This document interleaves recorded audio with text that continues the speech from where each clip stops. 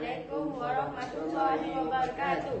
Pengertian takziah, ucapan pada keluarga si mati supaya bersabar dan menghiburkan mereka dengan pahala yang dijanjikan oleh Allah dan mendoakan keampunan kepada si mati bersama keluarga ini. Ini pengertian takziah. Erti tawakal, berserah diri kepada Allah setelah berusaha, ikhtiar dan berdoa, meyakini bahawa Allah yang menentukan suatu perkara. Erti mahabbah, kecenderungan hati seorang kepada Allah melebihi kecintaan terhadap makhluk-makhluk. Melebihi kecintaan terhadap makhluk-makhluk itulah pengertian muhabbah. Erti redha, menerima segala perkara yang ditentukan oleh Allah dengan hati yang tenang serta ikhlas. Itu pengertian redha.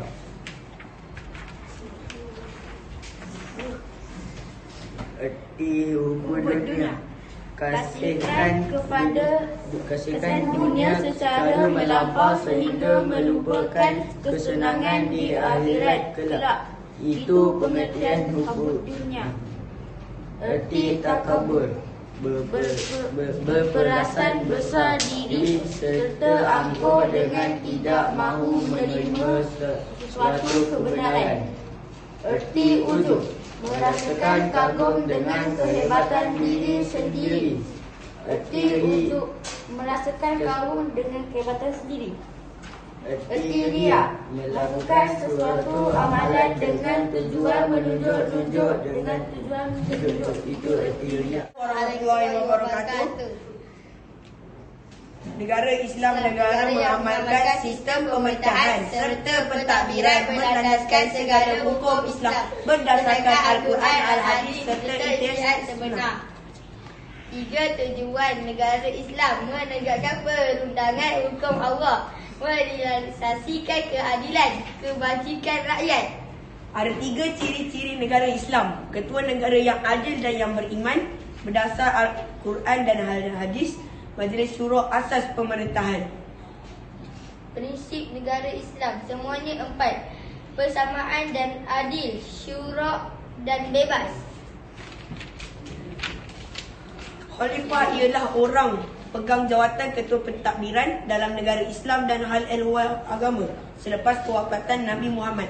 Khulafa ar-Rasyidin, gelaran ketua negara yang Islam diberikan pada 4 orang sahabat memegang jawatan ketua pentadbiran di negara Islam serta selepas kewafatan Nabi Muhammad. Erti sahabat, mereka yang bertemu Nabi Muhammad, beriman dengannya dan juga mati di dalam Islam, itu sahabat. Ahlul Bait pada bahasa keluarga serta kaum terdekat. Pada istilah keluarga Nabi, Bani Hashim dan Bani Al-Muttalib termasuk isteri dan cucu Nabi.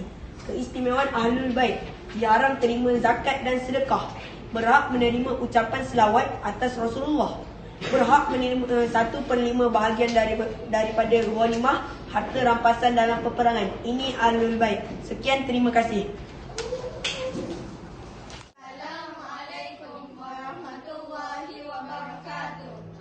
Sakta, berhentikan bacaan tanpa bernafas, 2 harakat, sambung semula dengan bacaan dengan nafas yang sama.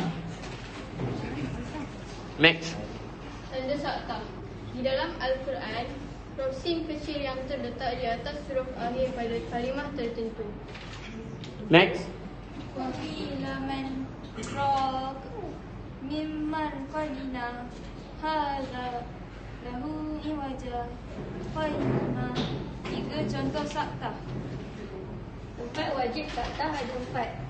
Al-Mutaffifin, Al-Qiyamah, Yasin dan juga surah Al-Kahfi. Tempat wajib sakta ada 4. Imalah, menyebutkan baris atas yang condong pada baris bawah. Majriha,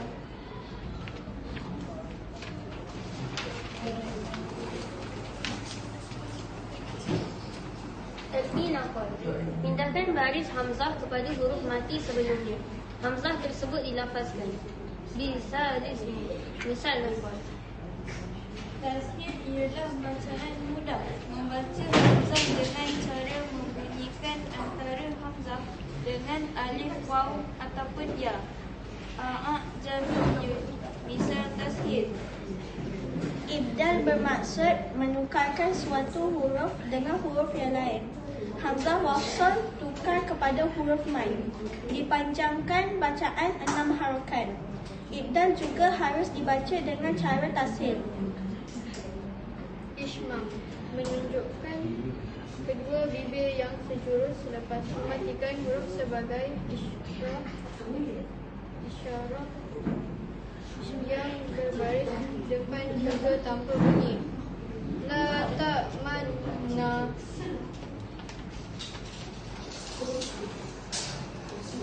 Erti lawan baca sebahagian baris saja dengan suara perlahan yang dapat didengari oleh orang berdekatan saja. Kadar 1/3.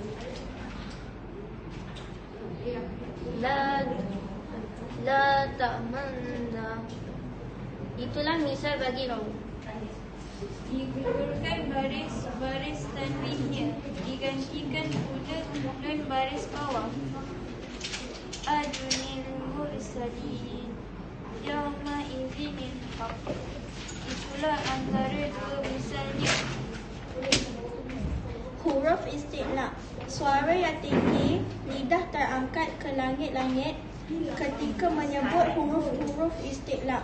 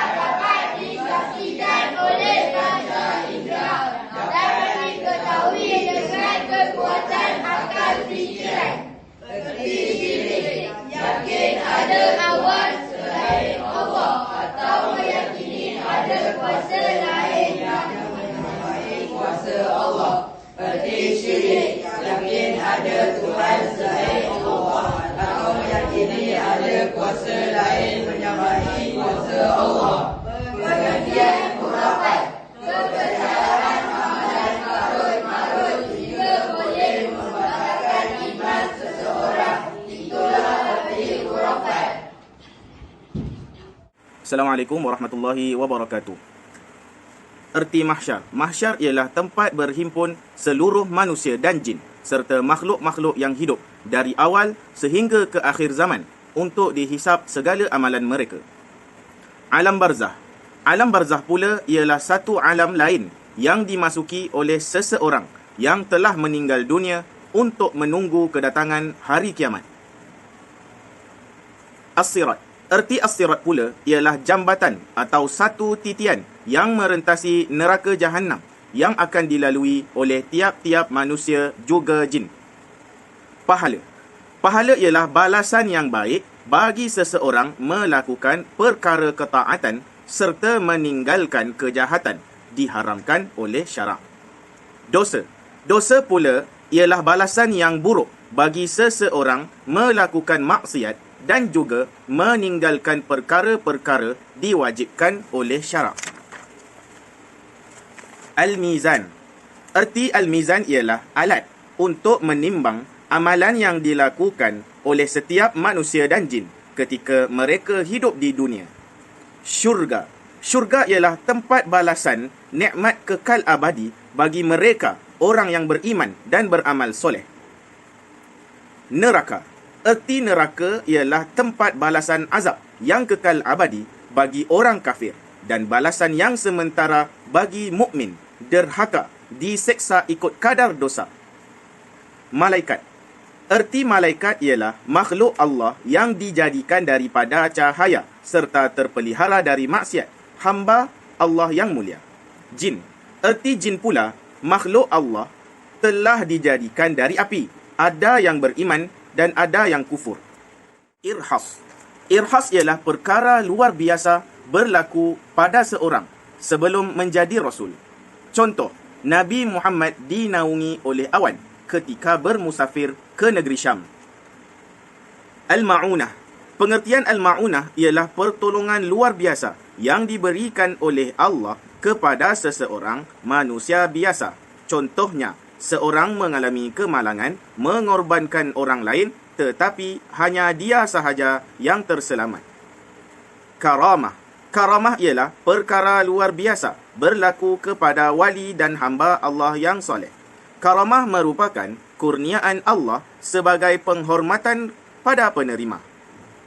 Contohnya, seorang rakyat Nabi Sulaiman dapat memindahkan istana Ratu Sabah, terletak di Yaman, berpindah ke Palestin sekelip mata. Istidraj. Erti istidraj ialah kurniaan Allah yang tak diredai kepada orang yang zalim serta fasik untuk jadikan mereka tambah-tambah fasik. Contohnya, seorang kaya mempunyai kekuasaan tapi telah menyalahgunakan kuasa untuk terus tambah zalim serta fasik. Ihanah. Pengertian ihanah ialah perkara luar biasa berlaku pada pendusta yang mengaku nabi. Contohnya, Musailamatul Kazzab mengaku jadi nabi. Sihir. Erti sihir ialah persepakatan antara tukang sihir dan jin dengan ketentuan bahawa tukang sihir melakukan pelbagai keharaman serta kesyirikan. Tujuan belajar ilmu sihir ialah untuk memecah belahkan dan mencerai-beraikan rumah tangga antara suami dan isteri. Haji. Mengunjungi ke Baitullah di Mekah pada bulan haji dengan mengerjakan ibadat ikut syarat-syarat tertentu. Umrah. Mengunjungi ke Baitullah di Mekah bila-bila masa dengan mengerjakan ibadat ikut syarat-syarat tertentu. Menyembelih haiwan halal menggunakan sesuatu yang tajam selain dari gigi, kuku serta tulang dan syarat tertentu. Korban. Erti korban menyembelih haiwan ternakan yang halal dimakan pada Aidil Adha dan hari-hari tasyrik dengan tujuan menghabiskan diri kepada Allah. Akikah. Akikah sembelihan haiwan yang ternakan yang halal dimakan sempena kelahiran seorang bayi. Mari kita semua menghafaz pengertian akikah.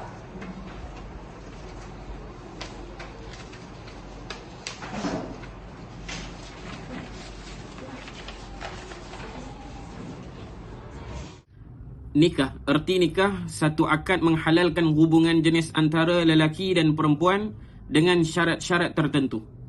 Faraid. Faraid pada bahasa satu ketetapan pada syarak. Satu ilmu membahagikan harta seseorang Islam yang telah mati sama ada meninggalkan wasiat atau tidak sebelum kematian. Erti hibah. Suatu akad pemberian dilakukan seseorang secara sukarela kepada seseorang lain ketika masih hidup dan tanpa sebarang balasan, itu adalah pengertian hibah. Janayat. Nama bagi perbuatan atau tindakan yang ditegah oleh syarak sama ada berkaitan harta ataupun jiwa atau tubuh badan. Inilah pengertian jenayat. Marilah kita semua menghafalnya. Assalamualaikum warahmatullahi wabarakatuh. Pada hari ini kami akan menerangkan pengertian jenis muamalat. Assalamu. Jual beli sesuatu atau barang secara tempahan dengan sebut sifat, bilangan, bentuk, masa dan harga dipersetujui dan serahkan bayaran ketika akad.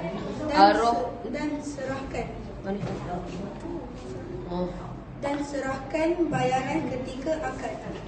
Ar-Rahnu ialah mencagarkan sesuatu harta sebagai jaminan hutang ikut masa ditetapkan.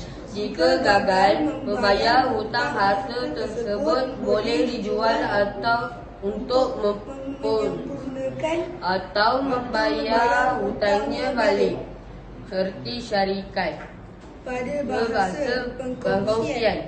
Pada syarat satu akad dipersetujui berkongsi modal mencari untung bersama. Al-Qardu ialah memberi hutang pada orang lain tanpa sebarang pertambahan nilai atau bunga. Itulah Al-Qardu.